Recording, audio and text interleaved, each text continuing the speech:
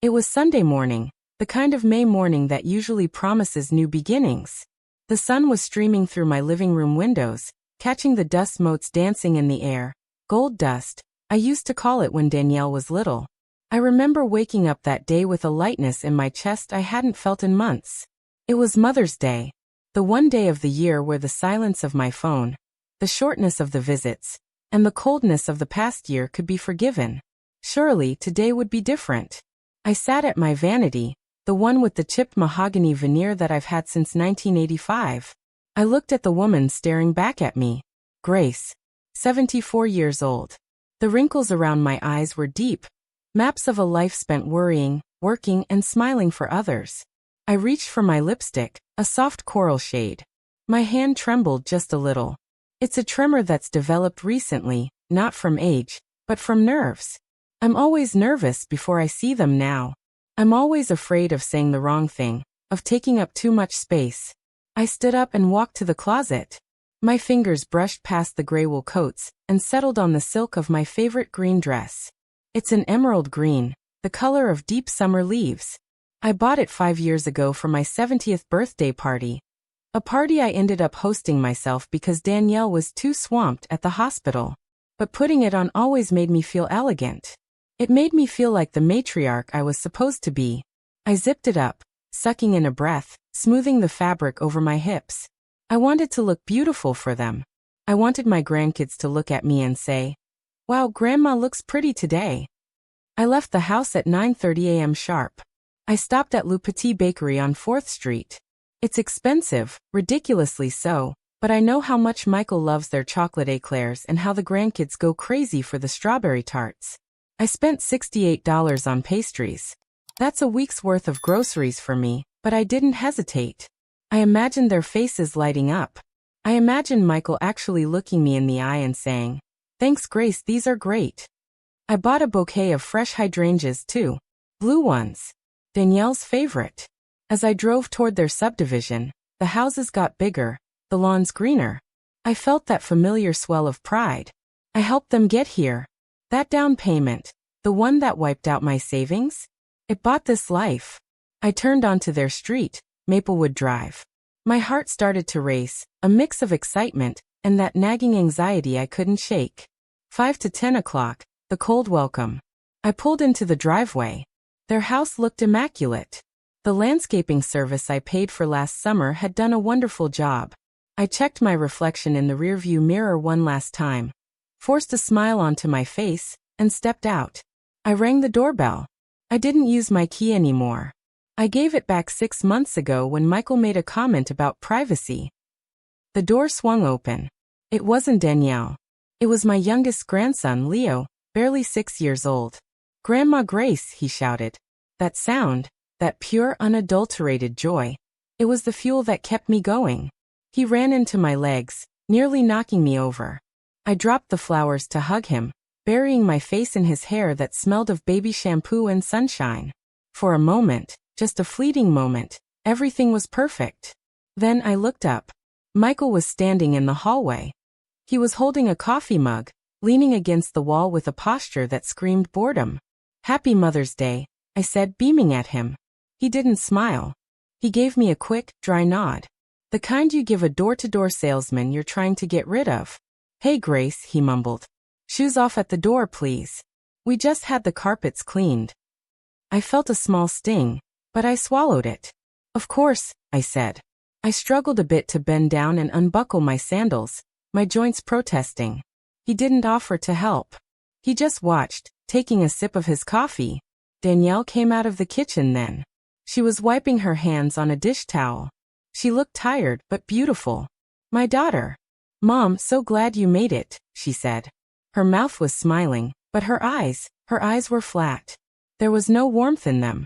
It was the smile of a hostess greeting an obligation. "I brought the tarts you like," I said, holding up the bakery box like a peace offering. "Oh, thanks," she said, taking the box without looking inside. "We actually just ate a big breakfast, so we probably won't touch those. But I'll put them on the counter." She turned and walked back into the kitchen. I stood there in the hallway, holding the hydrangeas, feeling foolish in my green dress. "Come on, Mom."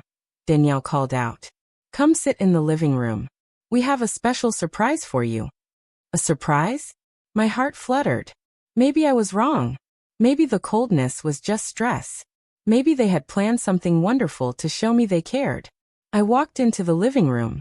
The leather sofa was cold against my legs. I sat in the center, my purse on my lap, my hands folded. The grandkids, Leo and Sophie, settled at my feet. They looked up at me with anticipation. Their eyes were wide, sparkling. They knew about the surprise. Is it time? Sophie whispered loudly. Yes, it's time, Michael said. He walked in and stood behind the sofa, looming over me. Danielle came in and stood next to him. They looked like a tribunal. Danielle reached into her purse, the designer one I bought her for Christmas 3 years ago, and pulled out a pink envelope. It was bright, neon pink. It's from all of us, Mom, she said. Her voice had a strange edge to it. A quiver. I thought it was emotion. I thought she was choked up with love. Read it out loud, Michael said. So everyone can hear. My hands trembled as I took the envelope. I saw the little flower drawings the kids had made on the outside in crayon. How sweet, I thought. My babies. I carefully broke the seal. I didn't want to rip the envelope. I wanted to save it. I have a box at home with every card they've ever given me. This one was going to go right on top. I pulled out the card. It was handmade. I cleared my throat. I wanted my voice to sound strong. I wanted to do justice to their poem. Roses are red. I began, my voice clear and excited. I looked up and smiled at the kids. Violets are. I paused. I squinted at the handwriting. It was Danielle's handwriting. Violets are blue. I read the next line silently first. My brain refused to process it. I thought I had misread it. I blinked, thinking my glasses were dirty. But the words stayed the same. Read it, Grace, Michael urged, a smirk playing on his lips. Don't stop. My voice cracked. You're a heavy burden. The room went silent. The air seemed to be sucked out of the space. No one wants you here. I looked up at Danielle. She was staring at me, her arms crossed, her chin raised in defiance. Keep going, she said softly. I looked back down at the paper. The letters were swimming in my vision now. Your time has passed. It's time for you to go. Signed, your family who can't stand you anymore. The silence that followed was deafening. It lasted for 3 eternal seconds. I sat there, frozen, the pink card shaking violently in my hand. I waited for the just kidding. I waited for them to pull out the real card. Then Michael started to laugh. It wasn't a nervous laugh. It was a cruel, barking sound. A mocking laugh. Did you see her face? He wheezed, slapping his thigh. I looked at Danielle. She covered her mouth, but her shoulders were shaking. She was laughing too. Even the kids, seeing their parents laugh, started to giggle. They didn't understand the words. They just knew that Grandma reading the paper made Mommy and Daddy happy. Did you get a picture? Danielle gasped between laughs. I got it on video, Michael said, holding up his phone. He had been recording me. Recording my humiliation. My heart didn't just break, it shattered. It felt like physical glass exploding in my chest. Tears, hot and humiliating, began to roll down my wrinkled cheeks, dripping onto the green silk of my dress. The card fell from my trembling hands and fluttered to the floor, landing face up. No one wants you here. It's just a joke, Mom, Danielle said, wiping a tear of laughter from her eye. She saw my face, saw the devastation, but her tone didn't change. Don't take it so seriously. You've always been so dramatic. I couldn't breathe. I looked at the people I had sacrificed my life for, and for the first time, I didn't see my family. I saw strangers. Cruel, heartless strangers. And I was sitting in their living room, wearing my best dress, holding a box of expensive pastries, realizing that I was the punchline to their sickest joke. The laughter eventually died down, fading into a few stray chuckles from Michael, and a clearing of the throat from Danielle. But the silence that replaced it was worse. It was heavy, thick. The kind of silence that screams that something terrible has just happened, but everyone is refusing to acknowledge it. It's just a joke, Mom, Danielle repeated, but this time her voice was tighter. She shifted on the sofa, crossing her legs, avoiding my eyes.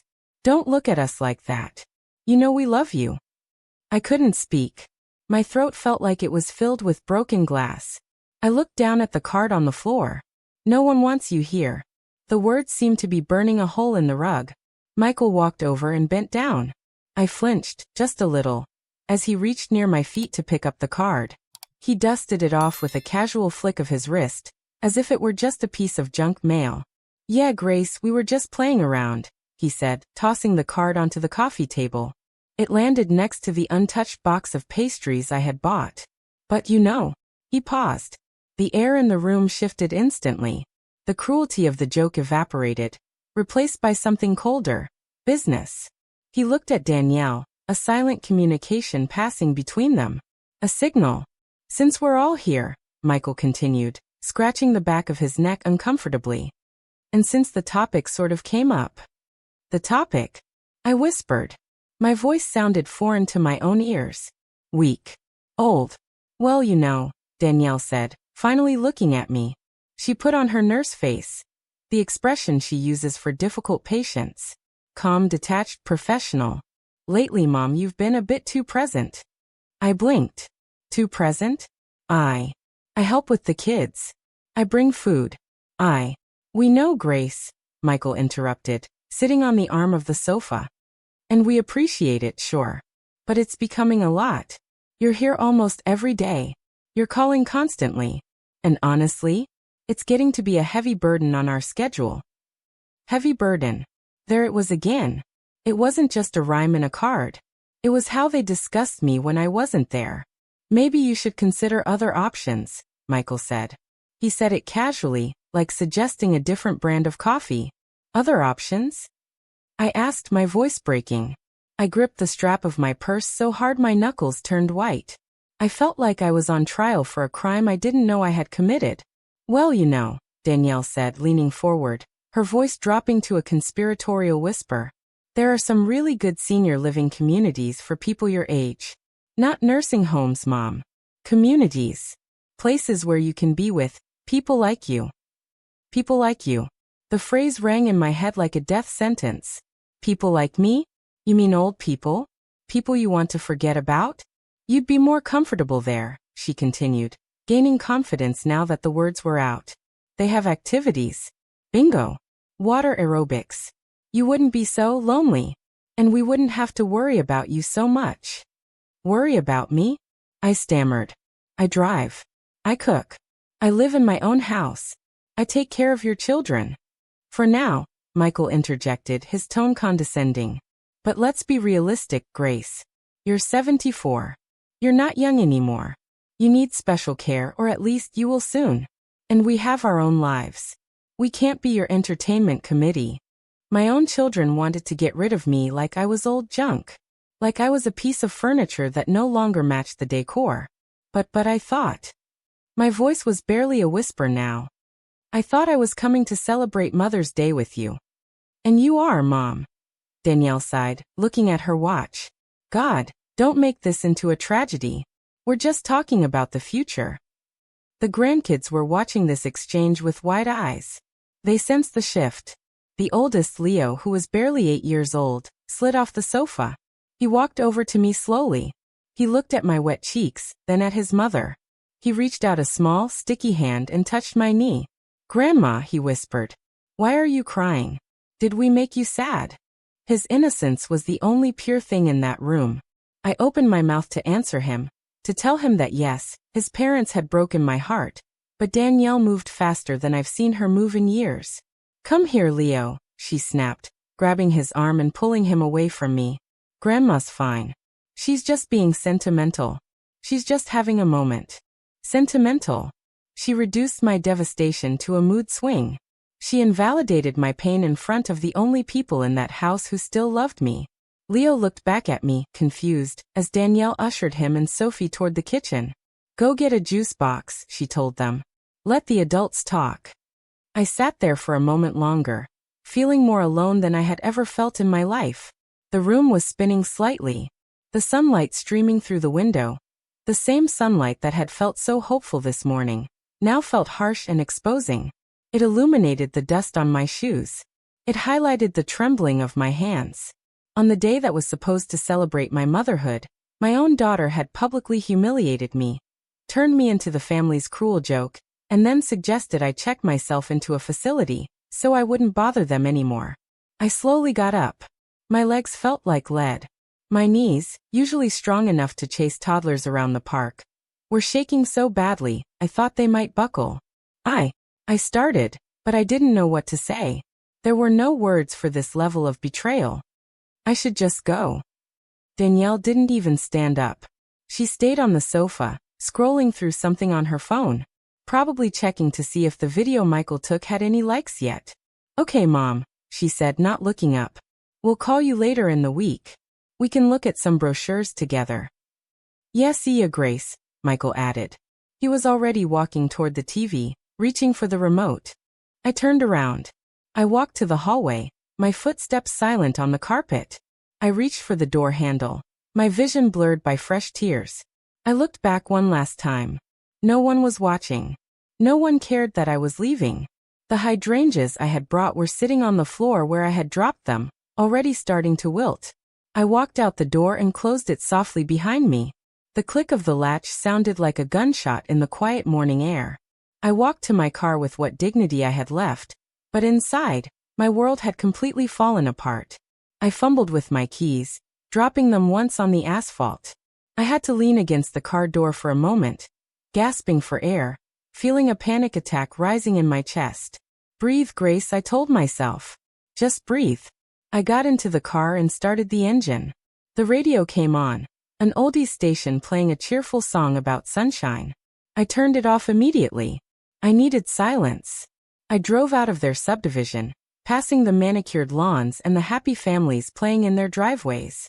I felt like a ghost in a green dress. The drive home was a blur.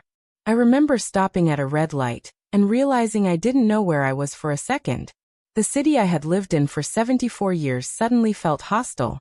Every car horn sounded aggressive. Every person walking on the sidewalk seemed to have somewhere to go, someone to love. Everyone except me. I arrived at my house 20 minutes later. My modest, single-story brick house. The house where I had raised Danielle. The house where I had nursed her through chickenpox, where I had sewn her prom dress, where I had cried when she left for college. I unlocked the front door and stepped into the cool, quiet hallway. It smelled of lemon polish and old paper. It smelled of alone. Usually, I loved my home. It was my sanctuary. But today it felt like a tomb. It felt like the waiting room for the end of my life. The other option, they were so eager to push me toward. I dropped my purse on the floor. I didn't even bother to take off my shoes. I walked to the living room and collapsed into my favorite armchair, the beige wingback chair that faced the window. I sat there, still wearing my coat, staring at the empty fireplace. And then the dam broke. I didn't just cry, I wailed. I cried for the little girl I had raised who had turned into a stranger. I cried for the money I had wasted. I cried for the love I had poured into a bottomless pit. I cried until my chest ached and my throat was raw. I cried until the sun went down and the room filled with shadows. But as the darkness settled around me, something strange happened. The tears stopped. The sadness began to harden. It cooled like molten lava turning into rock. I wiped my face with the back of my hand. I looked around my empty house. They thought I was weak. They thought I was a burden. They thought I was a confused old woman they could shuffle away to a home. But they had forgotten who I was. They had forgotten how I survived when Danielle's father left. They had forgotten how I worked my fingers to the bone. I sat up straighter in the chair. I wasn't just a grandmother. I was Grace. And it was time they remembered that. I needed to remember it too. I closed my eyes, and I let my mind drift back. Back to the beginning. Back to the moment I decided to give Danielle everything, so I could understand exactly where I had gone wrong. I sat in my favorite armchair, the room now completely dark except for the street lamp casting a long, pale rectangle across the rug. I didn't turn on the lamp. I needed the dark. I needed to travel back in time. I closed my eyes and let the silence of the house transport me. I went back 45 years. I wasn't Grace the heavy burden then. I was Grace the fighter. I was 29 years old. It all started on a Tuesday in November. The air was crisp, smelling of wet leaves and wood smoke.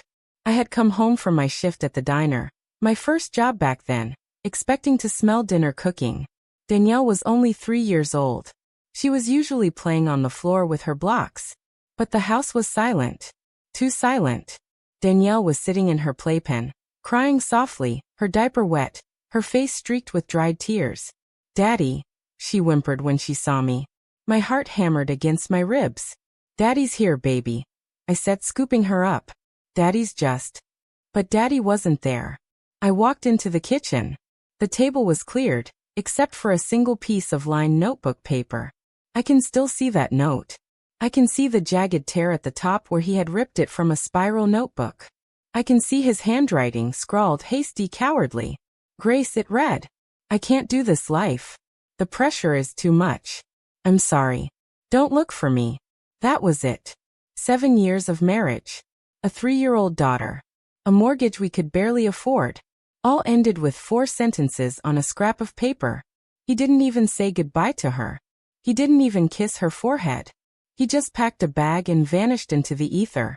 I remember sinking to the linoleum floor, holding Danielle so tight she squirmed. I didn't cry then. I was too terrified to cry. I looked at my daughter, her big brown eyes so full of trust, looking at me to fix her world. She was asking for her dad over and over. "Daddy had to go far away, my love," I whispered, my voice trembling. "He had to go work." I lied to protect her heart, while mine was breaking. That night I made a promise. I looked at her sleeping face, illuminated by a nightlight shaped like a star, and I swore an oath to God and to myself. "You will never go without," I whispered. "You will never feel the lack of him. I will be your mother and your father. I will be your shield." And I kept that promise. But God, the price I paid. 35:00, 40:00, the mill and the calluses. To keep that house, to keep food on the table, I took a job at the textile mill on the edge of town. It was the only place hiring that paid more than minimum wage. For 15 years, that mill was my life. I want you to imagine the noise. It was a constant, rhythmic thrumming that rattled your teeth. Clack, clack, whoosh. Clack, clack, whoosh. It was so loud you couldn't think. You just moved. I worked the double shift 3 times a week. That meant I clocked in at 6 a.m. and didn't leave until 10 p.m. My hands, my poor hands. They were always stained with blue or gray dye. The tips of my fingers were so callous from handling the rough denim and canvas that I couldn't feel the heat of a coffee cup anymore. I missed bedtimes. I missed school plays. I paid a neighbor, Mrs. Gable, to watch Danielle, and half my paycheck went to her. But when I was home, I made it count. I remember dinners where there was only 1 piece of chicken left. "I'm not hungry, baby," I'd say, putting it on Danielle's plate. "Mommy had a big lunch at work." It was a lie. My lunch had been an apple and a slice of bread. My stomach would be growling so loud I'd have to cough to cover the sound. But I watched her eat that chicken, watched her grow strong and healthy, and I felt full. I wore the same winter coat for 12 years. I darned my socks until they were more thread than sock. I cut my own hair in the bathroom mirror to save the $10 barber fee. Every extra cent, every single penny, went into a coffee can hidden in the back of the pantry. For Danielle's future, the label said. I wasn't building a life for me. I was building a launch pad for her. When Danielle was 17, she came home with eyes shining like stars. "Mom," she said, breathless. I got in. I got into the nursing program at the university. I hugged her, screaming with joy. We danced around the kitchen. But then reality set in. The tuition. The books. The housing. It was thousands of dollars. The coffee can in the pantry had money, but not enough. Not nearly enough. I couldn't let her take out loans. I didn't want her starting her life with debt like I did. I wanted her to be free. So I did the only thing I could do. I went to my bedroom and opened my jewelry box. Inside was a velvet pouch containing the only things of value I owned. My mother's jewelry. There was a sapphire ring surrounded by tiny diamonds. A gold locket with my grandmother's picture. A heavy silver bracelet. These were heirlooms. They were supposed to be passed down. They were the only connection I had left to the women who came before me. I took them to a pawn shop downtown. I remember the shame I felt walking in there, clutching that velvet bag. The broker was a man with greasy glasses who looked at my treasures like they were scrap metal. "I'll give you $4,500 for the lot," he said. It was worth double that. I knew it. But I didn't have time to haggle. Tuition was due. "Deal," I said. I walked out of there with a check and an empty heart. I cried in the car for an hour. I felt like I had betrayed my mother. But when I handed Danielle the check for her first semester, and I saw the relief wash over her face. "Mommy, are you sure?" she asked me that day. She looked at the check, then at me. "My love," I said, smoothing her hair. "Your education is the most important thing. I don't need jewelry. I have you." And I meant it. Or I thought I did. During her 5 years of university, I picked up a weekend job cleaning offices. I scrubbed toilets and emptied trash cans for lawyers and businessmen. I would come home with a back that felt like it was on fire. I developed sciatica that still plagues me today. But when I saw Danielle studying at the dining room table, wearing her white nursing uniform, it was all worth it. "We did it, Mommy," she said on graduation day, hugging me tight in her cap and gown. "This wouldn't have been possible without you." I held on to those words for years. I wish I had recorded them. Maybe if I played them back to her now, she'd remember who I was. Then came Michael. At first, I liked him. He was polite. He opened doors.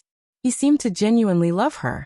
When they got engaged, Danielle came to me with a binder full of magazine clippings. "I want a fairy tale, Mom," she said. "I want the big venue by the lake. I want the live band." I looked at the budget she had drawn up. It was astronomical. "We can't afford all of this, Mom," she said, her face falling. "Maybe we should just go to the courthouse." I couldn't bear to see her disappointed. Not after she had worked so hard. "Nonsense," I said, smiling through the panic rising in my chest. "It's the most important day of your life. You deserve the fairy tale." I went to the bank. I withdrew $12,000. That was my emergency fund. That was the money for my roof repair. That was the money for my eventual retirement. I handed her the check. "Mom, this is too much," she protested weakly. But her hand didn't pull back. Her fingers closed around the paper. "Take it," I insisted. At the wedding, I wore a beige dress I had bought at a thrift store for $15. I didn't want to spend money on myself when the catering bill was so high. I sat in the front row, watching my beautiful daughter in her $2,000 gown, and I felt like a queen because she looked like a princess. I didn't know then that I was paying for a party where I would eventually become the uninvited guest. 2 years later, they wanted to buy their first home. "We have the income for the mortgage," Michael told me, looking stressed. "But we can't scrape together the down payment. The market is just too crazy." They were living in a cramped apartment. They wanted to start a family. I looked at my bank account. I had been saving again, aggressively, living on rice and beans, saving every penny from my Social Security and my small pension. I had $25,000. It was everything. It was my safety net. If I got sick, if my car broke down, that was it. I wrote the check. I remember my hand shaking as I signed Grace Miller. I gave it to them at Sunday dinner. "This is for the house," I said. "For my grandbabies." Danielle cried. Michael hugged me, actually hugged me back then. "You're a lifesaver, Grace," he said. "We'll pay you back one day. I promise." They never paid me back a dime. Not 1 cent. And I never asked. Because I thought I was investing in my family. I thought I was buying love, security, a place where I would always be welcome. I didn't realize I was just the bank. And the thing about banks is, once you withdraw all the money, you don't hang around the lobby to chat with the teller. You just leave. Sitting in the dark, remembering that $25,000 check, I felt a bitter laugh bubble up in my throat. They called me a burden. I paid for the roof over their heads. I paid for the bed they sleep in. I paid for the table where they sat and laughed at me. I wasn't a burden. I was the foundation. And they had just taken a sledgehammer to the only pillar holding them up. Then came the grandkids. Leo first, then Sophie 2 years later. When they were born, I felt a love so fierce it terrified me. They were my second chance. My chance to do all the things I couldn't do with Danielle, because I was always working at the mill. When Danielle's maternity leave ended with Leo, she was frantic. "Mom, daycare is so expensive," she cried. "And I don't trust strangers with him. He's so little." I didn't hesitate. "I'll do it," I said. "I'll watch him." "Really, Mom?" "Every day. Every day." For 3 years, 3 long years, I became their full-time, unpaid nanny. I want you to understand what that looked like. I was 71 years old when I started. I don't drive when it's dark or icy, so in the winters I walked. I walked 6 blocks to their house at 6 o'clock in the morning. I can still feel the biting wind on my face, the ache in my hips as I navigated the icy sidewalks. I would arrive before the sun was up, my nose running, my fingers stiff with cold. I would let myself in quietly so Danielle and Michael could sleep an extra 30 minutes. I'd make the coffee. I'd start the oatmeal. When Leo woke up, I was there. I changed thousands of diapers. I played on the floor until my knees locked up and I had to use the sofa to pull myself standing. I read Goodnight Moon until I had it memorized. But I didn't just watch the kids. I became the housekeeper. I couldn't sit still while the baby napped, so I folded their laundry. I washed the breakfast dishes. I vacuumed the dog hair from the rugs. When Danielle came home from work at 5:30 p.m., the house was warm, clean, and smelling of dinner. The children were bathed and happy. "I don't know what we'd do without you, Mom," Danielle used to tell me in those early days, hugging me as she walked through the door. "You're an angel." Those words were my paycheck. They were enough. But gradually, subtly, the atmosphere changed. The thank yous became less frequent. The expectation became heavier. If I left a dish in the sink, Michael would sigh loudly when he walked in. If the laundry wasn't folded exactly right, Danielle would refold it in front of me without saying a word. My opinions about the children I spent 10 hours a day with, started to be treated as interference. I remember the turning point clearly. It was a Tuesday. Leo had a cough. A deep, rattling cough that had lasted for 2 weeks. "He feels warm," I told Danielle when she got home. "And that cough sounds like bronchitis. I really think he needs to see the pediatrician." Michael looked up from his phone. "He's fine, Grace. It's just allergies." "I raised a child, Michael," I said gently. "I know the difference between allergies and a chest cold. He's wheezing." Michael slammed his phone down on the counter. The noise made me jump. "Grace," he said, his voice low and dangerous. "We are the parents here. Okay? We make the medical decisions. Stop trying to play doctor." I stood there, stunned. I was the one wiping the snot. I was the one holding the boy while he coughed until he gagged. But suddenly, I was playing doctor. "I was just concerned," I whispered. "Well, don't be," he snapped. "You're confusing him." That was the first time they spoke to me like that. Like I was a nuisance. Like I was hired help that had overstepped. I stayed quiet. I thought maybe I had been too nosy. Maybe I was just a tired old woman. Then the subtle comments started. "Mom, you don't have the energy you used to for watching the kids." "Grace, I think you got the kids' vitamins confused again. Maybe you should rest more at home." They started treating my care like it was incompetent. Yet they never stopped asking me to come at 6 a.m. They wanted the free labor, but they didn't want the grandmother attached to it. 2 years ago, the dynamic shifted from physical labor to financial survival. Michael lost his job. He was a project manager, and the company downsized. They came to my house that night, faces pale, panic in their eyes. "We have no savings, Mom," Danielle admitted, crying on my sofa. "We live paycheck to paycheck. If we miss the mortgage, we lose the house." The house I paid the down payment for. My heart broke for them. I couldn't let my grandkids end up on the street. "I can help," I said. I did the math in my head. If I cut my grocery bill, canceled my cable TV, and stopped buying my arthritis medication, I could spare $500 a month. "I'll transfer $500 to your account on the 1st of every month," I told them, "until Michael finds a job." "Oh, thank you, Grace," Michael said, looking relieved. "It's just temporary. Just a few months. I promise." I set up the automatic transfer the next day. For 6 months, I sent that money. I ate toast for dinner. I wore sweaters indoors to save on heating. I sacrificed my comfort so they wouldn't lose theirs. Then Michael found a new job. A better job. He posted about it on Facebook, a photo of a new office, a new company car. I waited for the phone call. I waited for them to say, "Mom, thank you for saving us. You can stop the payments now." The call never came. The first of the month arrived. The $500 left my account. I thought about calling them, but I felt awkward. I didn't want to seem stingy. I thought maybe they need to catch up on bills. I'll give them one more month. 1 month turned into 2, then 6, then a year. They never told me to stop. They just kept receiving it as if it were their right, as if it were a tax I owed them for existing. Meanwhile, I watched their lifestyle inflate. I saw Danielle come home with a new designer purse, $300.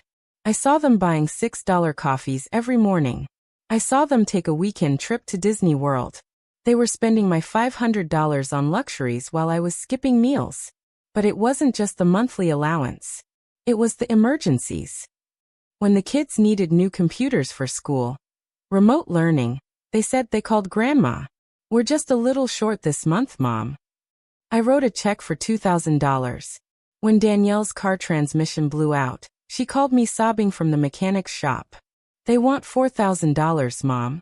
How will I get to work?" I went to the bank. I pulled from my dwindling savings $4,000. But the one that hurts the most, the one that makes my blood boil when I think about it now, was the kitchen. About 8 months ago, Danielle decided she hated her kitchen. "It's so outdated," she complained. "I need granite countertops. I need an island." I sat at her kitchen table, a perfectly good table, and listened. "We have most of the money," Michael said, looking at me sideways. "We're just short about $8,000 to finish the contractor's fee." They looked at me. The silence stretched. They didn't ask. They just waited. They knew I had the money from Aunt Lucille's small initial payout years ago. They knew I couldn't say no to Danielle's happiness. I can contribute," I said softly. "Great." Michael slapped the table. "You're the best, Grace." I gave them $8,000. 3 months later, the kitchen was finished. It was beautiful. Gleaming white marble, stainless steel appliances, a massive island. They threw a kitchen warming party. I arrived early, wearing my green dress, excited to see the renovation I had paid for. The house was full of friends. People were drinking wine, leaning against the new counters. "Oh, Danielle, this kitchen is to die for," a friend exclaimed. "How did you afford this?" I stood nearby, smiling, waiting for Danielle to say, "My mom helped us." Danielle laughed, tossing her hair. "Oh, you know," she said. "Michael and I just saved and saved. We really wanted to invest in our home. It was a lot of hard work, but we did it. We did it." I stood there, holding a glass of tap water, feeling invisible. I looked at the granite countertop. I owned that slab of stone. I paid for the stove she was leaning on. But in her story, I didn't exist. I was the silent provider. The ghost in the machine. I was the one who was always there to solve their financial problems, but who was no longer invited to the narrative of their success. That night, I went home and looked at my bank ledger. The numbers were stark. Computers, $2,000. Car, $4,000. Kitchen, $8,000. Monthly allowance, $12,000 over 2 years. Plus the wedding. Plus the house down payment. I had given them everything. And in return, I got a card that said I was a burden. I realized then that I had trained them. I had trained them to see me as a wallet, not a person. And the worst part? They didn't even respect the wallet. They just expected it to open whenever they snapped their fingers. But the Bank of Grace was about to close. Permanently. If the money was the foundation of my misery, the social exclusion was the walls and the roof. It's one thing to be used, it's another to be erased. The first major crack in my denial happened a year ago. It was Michael's 40th birthday. I had called Danielle 2 weeks prior. "What are we doing for Michael?" I asked, pen in hand, ready to write a check for catering or offer to bake his favorite German chocolate cake. "Oh, nothing big," Danielle said, her voice breezy. "He's really stressed at work. We're just going to order pizza, just the 4 of us." Maybe watch a movie. We'll do a family dinner some other time. Okay, I said, feeling a little disappointed but understanding. Give him my love. I sent a card with $100 inside. I stayed home that Saturday night, eating a frozen lasagna and watching a game show, thinking about them having a quiet night in. Then I opened Facebook on my iPad. I'm not very good with technology, but I know how to scroll. And there it was. A photo posted by Michael's cousin, tagged Michael's Big 4-0 bash. I froze. I stared at the screen, zooming in with my trembling fingers. It wasn't a quiet pizza night. It was a party. A real party. They were in their backyard. There were string lights hung up. There was a catered taco bar. There were at least 20 people there. I saw Michael holding a beer, laughing. I saw Danielle in a new dress. But what hurt the most was seeing who else was there. In the background, sitting in my lawn chair that I had lent them, was Brenda, Michael's mother. Brenda lives 2 hours away. She had been invited. She had driven down. Michael's sister was there. Their neighbors were there. Everyone was there. Except me. I sat in my silent living room, the light from the iPad illuminating my shocked face. I felt a physical blow to my stomach. I called Danielle. I couldn't help it. Mom, she answered, sounding loud and distracted. I could hear music in the background. I saw the pictures, I said, my voice shaking. I thought you said it was just the 4 of you. There was a pause. The music dipped as she likely stepped inside. Oh, Mom, she sighed, sounding annoyed rather than apologetic. It was a last-minute thing. Michael's friends decided to surprise him. It got a little rowdy. We thought you'd be bored. You know how you get with loud music and drinking. Brenda is there, I whispered. Brenda is older than me. Brenda is different, Danielle said. Look, Mom, I can't do this right now. I have guests. We'll come over next week, okay? She hung up. Brenda is different. What she meant was, Brenda is fun. Brenda doesn't remind us of our obligations. You are the bank, Grace. And the bank doesn't get invited to the party, it just funds it. I swallowed that hurt. I told myself it was an oversight. I made excuses for them because the alternative, that they didn't like me, was too painful to bear. But then came Christmas. I love Christmas. I start shopping in August. Last year, I went all out. I wanted to buy their love back. I thought if I gave enough, they would have to see me. I bought the oldest grandson, Leo, a high-end mountain bike. $600. I bought Sophie an iPad because she said all her friends had one. $500. I bought Michael a set of power tools he had mentioned once. $800. I bought Danielle expensive French perfume and a cashmere sweater. But I had one more gift for Danielle. A special one. I went into my safety deposit box and retrieved my grandmother's pearl necklace. These weren't cultured pearls you buy at the mall. These were natural saltwater pearls from the 1920s. The clasp was platinum, encrusted with tiny diamonds. It was the most valuable thing I owned, not just in money, but in history. It was the necklace I wore on my wedding day. It was the necklace my mother wore. I polished it until it glowed like moonlight. I put it in a velvet box. I wrote a note. For my beautiful daughter, may you carry our history with grace. I arrived on Christmas Eve, my arms loaded with beautifully wrapped packages. Merry Christmas, I announced, stepping into the hallway. The kids ran to me, excited by the size of the boxes. Whoa, Leo shouted. But Danielle quickly clapped her hands. Okay, kids, calm down. Put Grandma's presents under the tree with the others. We'll open them all together tomorrow morning. But I won't be here tomorrow morning, I said. I thought we could open one now. No, Mom, it messes up the schedule, Michael said. Just put them under the tree. My gifts, almost $3,000 worth of gifts, were shoved into the pile, lost among the mountain of packages they had bought for themselves. I stayed for dinner, but I felt like a ghost. Finally, before I left, I pulled the small velvet box from my purse. Danielle, I said softly, this one. I want you to open this one now. It's special. She sighed, putting down her wine glass. Okay, Mom. She opened the box. She looked at the pearls. I waited for the gasp. I waited for the tears. Oh, she said. It's vintage. It was your great-grandmother's, I explained, my heart pounding. I wore it when I married your father. I want you to have it.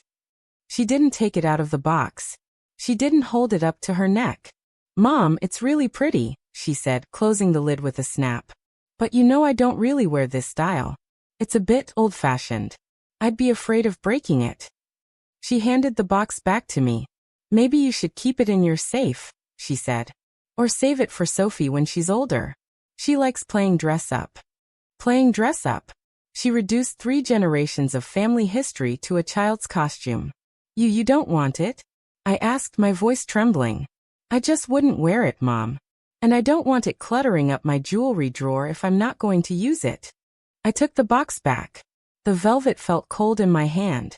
I walked out to my car that night, leaving the bike and the iPad and the tools under their tree. They would open them the next morning, probably barely glancing at the "From Grandma" tags. But the pearls came home with me. I cried myself to sleep hugging that little box. It wasn't the rejection of the jewelry that killed me. It was the rejection of me. She didn't want to wear a piece of me. She didn't want to be connected to my history. The final straw, the one that truly severed the emotional cord before the financial one, happened 2 months ago. I got sick. It wasn't just a sniffle. It was the flu, a bad strain. I woke up one Tuesday with a fever of 102 degrees. My body ached so badly I couldn't lift my head from the pillow. I was dizzy, dehydrated, and terrified.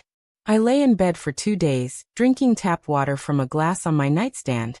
Too weak to go to the kitchen. By Thursday I ran out of food. I ran out of Tylenol. I reached for my phone. It felt like it weighed 50 pounds. I called Danielle. Hello, she answered. She sounded rushed. Danielle, I croaked. My voice was a rasp. Honey, I'm sick. I'm really sick. What is it? COVID, she asked, her tone shifting to alarm. Not for me, but for herself. We were just with you on Sunday. Did you expose the kids? No, I tested negative, I wheezed. It's the flu. But I have a high fever. I can't drive. I need some soup. Maybe some Gatorade. Could you stop by on your way home? There was a sigh. A long, loud, exasperated sigh. Mom, I'm on a double shift at the hospital, she said. I'm exhausted. And Michael has a deadline. We can't just drop everything. I haven't eaten in 2 days, I whispered. Mom, you're not a little girl anymore, she snapped. You have to learn to prepare for these things. Keep a stocked pantry. We can't come running every time you get a cold. A cold? I was hallucinating from fever, and she called it a cold. Can't you ask a neighbor? She added. I really have to go, Mom. My patient is coding. She hung up. I lay there, the silence of the room pressing down on me. I realized then that if I died in that bed, Danielle would probably be annoyed that she had to organize the funeral on a workday. I cried hot feverish tears. Then I gathered my strength and called Mrs. Johnson next door. Mrs. Johnson is 82. She walks with a cane. We wave to each other, but we aren't close friends. Grace, she said. You sound terrible. I need help, I admitted. 20 minutes later, Mrs. Johnson was at my door. She had made homemade chicken soup. She went to the pharmacy and bought me medicine with her own money. She sat by my bed and put cool cloths on my forehead. A woman I barely knew showed more concern for me in 1 hour than my own daughter had in 10 years. When I finally recovered a week later and returned to my routine of visiting my family, no one asked how I had been. Where were you last week? Michael asked casually. We needed you to watch the kids on Thursday. I was sick, I said. I had the flu. Oh right, he said, turning back to the TV. Well, glad you're better. The dishwasher needs emptying. That was the moment. That was the moment the love finally died. I looked at the back of his head. I looked at Danielle on her phone. And I realized, I am alone. I had been fighting to stay in a family that had already evicted me from their hearts. And now, sitting with those bank documents in front of me on Mother's Day night, I understood with painful clarity what my real place was. I wasn't the beloved grandmother. I was the emotional ATM. When they needed money, there was Grace. When they needed a free babysitter, there was Grace. But when Grace needed love, care, respect, or simply a bowl of soup, Grace didn't exist. To understand why I did what I did next, you have to understand that the Mother's Day card wasn't the first time I realized they wanted me gone. It was just the first time they said it to my face. The seed of my rebellion was actually planted 3 months ago. I was at their house on a Tuesday evening. I was making my famous meatloaf because Michael had mentioned he was craving it. The kitchen was warm, smelling of onions and savory spices. I was humming to myself, feeling useful, feeling like part of the family. I realized I was out of bay leaves, so I went to the back pantry near the sliding glass door that leads to the patio. The door was cracked open just an inch to let in the cool evening air. Michael was out there. I could see his silhouette against the twilight. He was on the phone, pacing back and forth. I stopped. I didn't mean to eavesdrop, but then I heard my name. "Yeah, Grace is here now," he said. His voice was low, annoyed. "She's always here, man. It's suffocating." I froze, my hand hovering over the spice rack. "No, she's not sick," he continued, laughing a dry, humorless laugh. "She's just old. You know how they get. Needy. Dependent." Dependent. I looked at the meatloaf in the oven. Dinner I bought. Dinner I was cooking. "We're looking at options," Michael said. "Danielle is looking at some places. Assisted living. Somewhere she can be managed." He paused, listening to the person on the other end. "Yeah, exactly. Like old furniture that doesn't fit the room anymore. You feel bad throwing it out, but it's just taking up space." Old furniture. I stood there in the pantry, my heart hammering against my ribs like a trapped bird. My own son-in-law, the man whose mortgage I helped pay, was planning to get rid of me like a worn-out sofa. I wanted to burst out onto the patio. I wanted to scream. But I didn't. Fear paralyzed me. The fear of confrontation. The fear that if I caused a scene, they would cut me off from the grandkids completely. So I swallowed the poison. I went back to the kitchen, finished the meatloaf, and served it to them with a smile.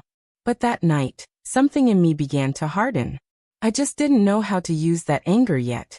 Back in the present on Mother's Day night, sitting in my dark living room with the cruel card on the floor, that memory of old furniture came rushing back. But this time I didn't feel fear. I felt clarity. They think I'm dependent, I thought. They think I'm a poor old woman living on government handouts. I slowly got up from the armchair. My tears had dried. My hands were steady. I walked to my bedroom and knelt before my dresser. I pulled out the bottom drawer and reached into the back, pulling out a heavy, polished wooden box. I hadn't opened this box in months. I kept it locked. I turned the small key and lifted the lid. The smell of cedar wafted out. Inside were papers, deeds, certificates, bank statements I had opted to receive by mail so Danielle would never see them on a computer screen. You see, they didn't know everything about Grace. They knew I worked at the mill. They knew I cleaned offices. But they didn't know about Aunt Lucille. My Aunt Lucille died 15 years ago. She was a spinster, a hard woman who lived frugally in Chicago. She had no children. When she passed, she left everything to me. I expected a few $1,000s. But Lucille had been investing since the 1950s. She left me a portfolio of blue-chip stocks, bonds, and certificates of deposit. And she left me something else. A property. A 3-bedroom beachfront condo in Nassau, Bahamas. Lucille had bought it in the 70s for pennies. Now, it was in a prime tourist location. For 15 years, a management company had been renting it out to vacationers. Every month, the rental income, minus fees, was deposited into an offshore account I had set up on the advice of Lucille's lawyer. I never touched it. Not a dime. I was saving it. For what? I used to tell myself it was for Danielle's inheritance. A surprise for when I was gone. But looking at that pink card, "You're a heavy burden," I realized that leaving this money to them would be the worst thing I could do. It would reward their cruelty. I took out the latest statements. I turned on the bedside lamp and put on my reading glasses. The investment portfolio, $412,000. The Bahamas rental account, $185,000 in cash. The estimated value of the condo, $850,000. I wasn't a burden. I was a millionaire. And they treated me like a beggar. I took a notepad and a pen. I needed to see it in black and white. I started writing down everything I had given them in the last 5 years. I wanted to see the price of their ungratefulness. Down payment, $25,000. Wedding contribution, $12,000. Monthly allowance, $500 x 24 months, $12,000. Kitchen remodel, $8,000. Car repairs, $4,000. Computers, $2,000. Christmas/birthday gifts approximate $4,000. I drew a line at the bottom and added it up. $67,000. $67,000. That was money I had taken from my own modest pension and savings, not touching the secret money, because I wanted to live simply. I had lived on ramen noodles and generic brand tea, so they could have granite countertops. I had walked in the snow to save gas money, so they could go to Disney World. I looked at that number, and I felt a fire ignite in my belly. It wasn't just anger anymore. It was fury. Righteous, burning fury. They called me a burden while they stood on my shoulders to reach the lifestyle they enjoyed. They were the burdens. They were the parasites. And I was the host. But the host was about to detach. I looked at the Bahamas deed. The paper was yellowed, but the address was clear. Ocean View Drive, Nassau. I had never been there. I had always been too busy taking care of them. Well, I said aloud to the empty room, I think it's time for a vacation. I didn't sleep that night. I spent the hours planning. When the sun rose on Tuesday morning, I wasn't the same woman who had cried on the sofa on Sunday. I showered and washed my hair. I didn't just pin it back in a messy bun like usual. I styled it. I put on makeup, foundation, blush, and a bold shade of red lipstick I hadn't worn in 20 years. I went to my closet. I pushed past the comfortable cardigans and the sensible slacks. I pulled out my gray suit. I had bought it for Danielle's graduation. It was tailored, sharp, professional. It still fit. I put it on. I looked in the mirror. The woman staring back didn't look like a grandma. She looked like a CEO. She looked like a woman who handles business. "Hello, Grace," I whispered. "Welcome back." I grabbed my purse, the wooden box of documents, and my car keys. My first stop was the bank. I walked in at 9 a.m. sharp. Mr. Henderson, my financial advisor at the local branch, looked up from his desk.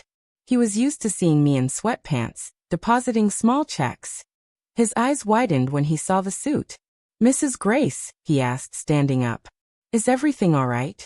"Everything is finally perfect, Mr. Henderson," I said, sitting down. "But we have work to do." I placed the folder on his desk. "I need to cancel the standing transfer to Danielle Miller. Immediately." He typed on his keyboard. "The $500 monthly? Done. Effective today." Good. Now the joint savings account I opened with her for emergencies. "How much is in it?" "About $3,200, he said. "Close it," I commanded. "Transfer the funds to my personal checking. She has a job. She can fund her own emergencies." Mr. Henderson looked nervous. "Mrs. Grace, these are big changes. Did something happen?" "I'm just balancing the books, Mr. Henderson. Now, I need to wire a significant amount of money from my investment account to my checking. I'm going on a trip." I watched him work. I watched him click the buttons that cut off the financial drip I had been feeding my daughter for years. When he handed me the receipt showing transfer canceled, I felt a rush of dopamine stronger than any drug. It was the feeling of power. My next stop was Mr. Franklin's office. He had been the family lawyer for 40 years. He knew Danielle since she was a baby. "Grace," he said, taking off his glasses as I marched into his office. "You look determined." "I need to change my will, Arthur," I said, skipping the pleasantries. "Today." He pulled out a yellow legal pad. "Okay. What are we changing?" "Everything," I said. "Currently Danielle is the sole beneficiary," he reminded me, "with Michael as the executor." "Strike them both," I said. My voice didn't waver. "They get nothing. Not the house. Not the investments. Not the jewelry. Nothing." Arthur looked shocked. "Grace, that's drastic. Did you have a fight?" I realized I was raising children who don't know the value of a dollar or a mother, I said. I want my assets, all of them, to go to the St. Jude's Foundation for Abandoned Seniors. The one downtown. Arthur wrote it down, his pen scratching loudly in the quiet office. And the grandchildren, he asked softly. Leo and Sophie? I paused. My heart squeezed. They were innocent in this. They were just mimicking their parents. I couldn't punish them for Danielle's sins. Create a trust, I said. But lock it down tight. Okay. What are the terms? They can access the funds for education only, and not until they are 25 years old. I dictated. And there is a stipulation. To receive the money, they must provide proof of regular, genuine contact with their grandmother, me independent of their parents. Letters, visits, calls. If they ignore me like their parents did, the money goes to charity. That's a very specific clause, Grace, Arthur said, looking at me over his spectacles. It's a lesson, Arthur. You don't get the reward if you don't put in the work. I'm done paying for love I don't receive. I signed the papers with a flourish. As I walked out of his office, the sun was high in the sky. It was noon. I had cut them off. I had disinherited them. Technically, I was now homeless in terms of family. But I didn't feel homeless. I felt light. I checked my watch. One more stop, I said to myself. The travel agency. I left the lawyer's office and walked 2 blocks to world-class travel. I could have booked the ticket online, I suppose. But I wanted the experience. I wanted to see a human being and say the words out loud. The bell above the door chimed as I entered. The agency smelled of coffee and glossy brochures. A young woman, maybe Danielle's age, looked up. Her name tag said Sarah. Can I help you, ma'am? She asked, smiling. A real smile. Not the fake one my daughter gave me. Yes, I said, sitting down and placing my hands on the desk. I need a ticket to Nassau, Bahamas. For this Friday. Sarah typed on her computer. Okay. Round trip. I paused. I looked at the poster of the Caribbean behind her head. The turquoise water. The white sand. No, I said, my voice steady. One way. Sarah raised an eyebrow but didn't pry. Okay. One way. We have a flight on Delta at 10 a.m. Economy is $400. Businesses. First class, I interrupted. Sarah stopped typing. First class. Yes. The best seat you have. Window. I had never flown first class in my life. I had flown economy with my knees crushed against the seat in front of me, eating peanuts. But Grace the millionaire didn't fly economy. That will be $1,800, ma'am, Sarah said gently, as if giving me a chance to back out. I pulled out my debit card, the one linked to the account I had just transferred the investment money into. Book it, I said. When she handed me the itinerary in a crisp blue folder, I felt a thrill go down my spine. It wasn't just a plane ticket. It was a declaration of independence. Have a wonderful trip, Sarah said. Oh, I will, I replied. I'm going home. I got home at noon. The house was quiet. I went to my desk, an antique roll-top desk that had belonged to my husband. I opened the drawer and took out a box of stationery I had bought 10 years ago. It was cream-colored, heavy cardstock with my initials, GM, embossed in gold. I had saved it for special occasions. Well, this was the most special occasion of my life. I took my favorite fountain pen. I needed to write this by hand. They needed to see my handwriting. They needed to know this came from me, not a lawyer. I sat there for a moment, listening to the clock ticking in the hallway. The same clock that had ticked away the hours while I waited for them to call. I took a deep breath and began to write.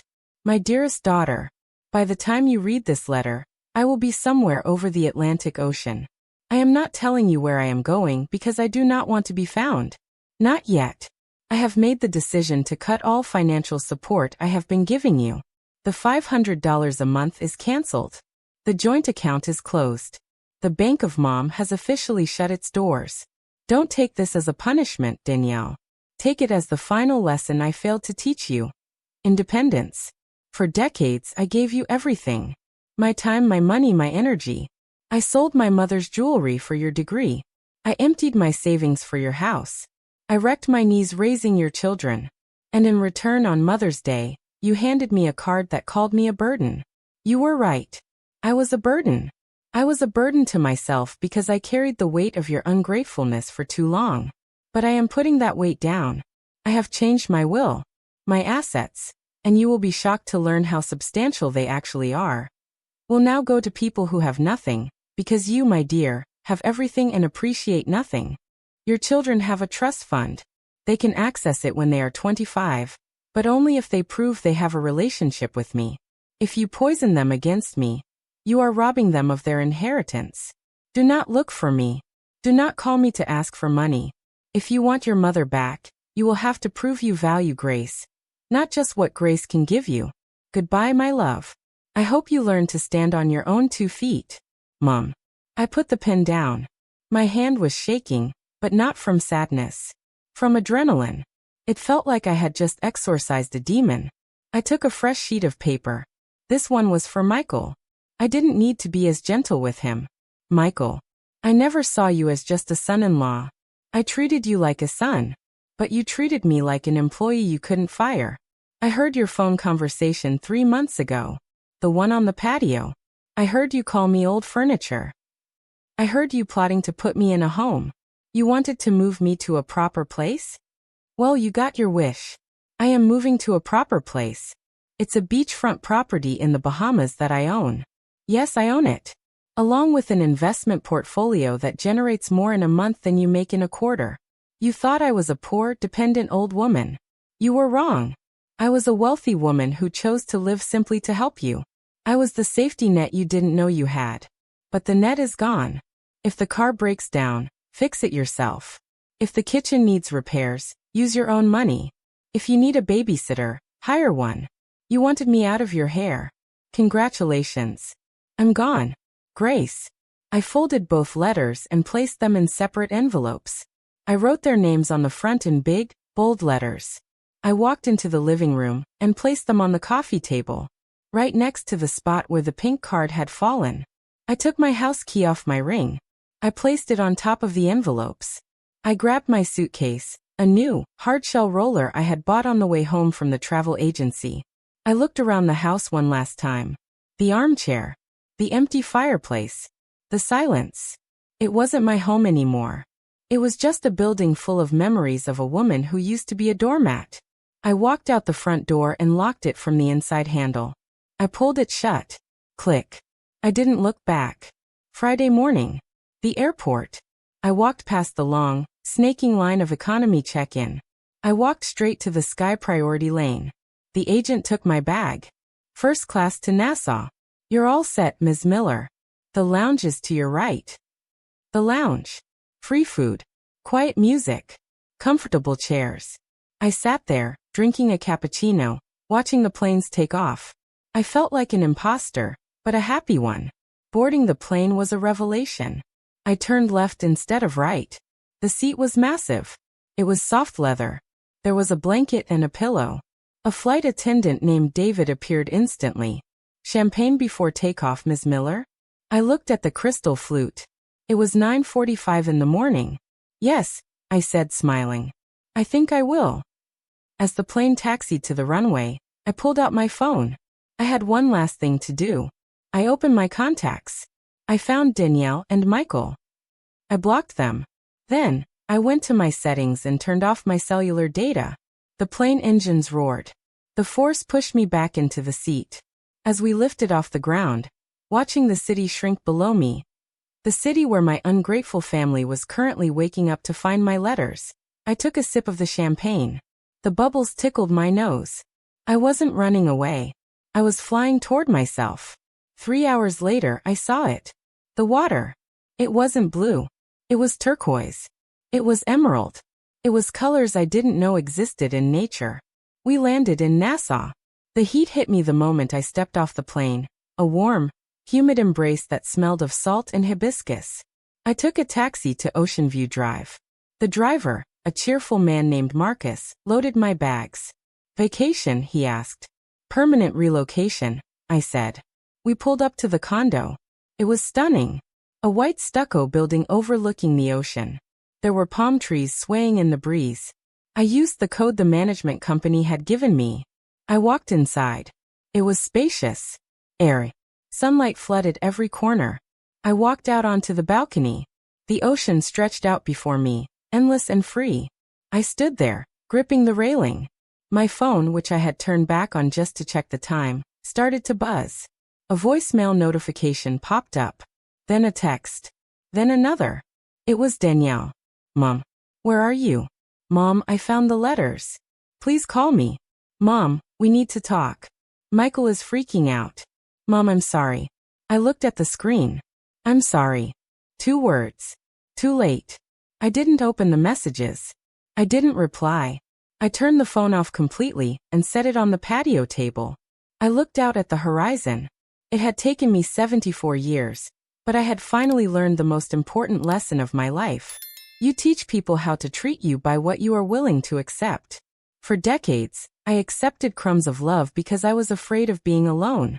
But standing there, with the Bahamian sun on my face and the sound of the waves crashing below, I realized something.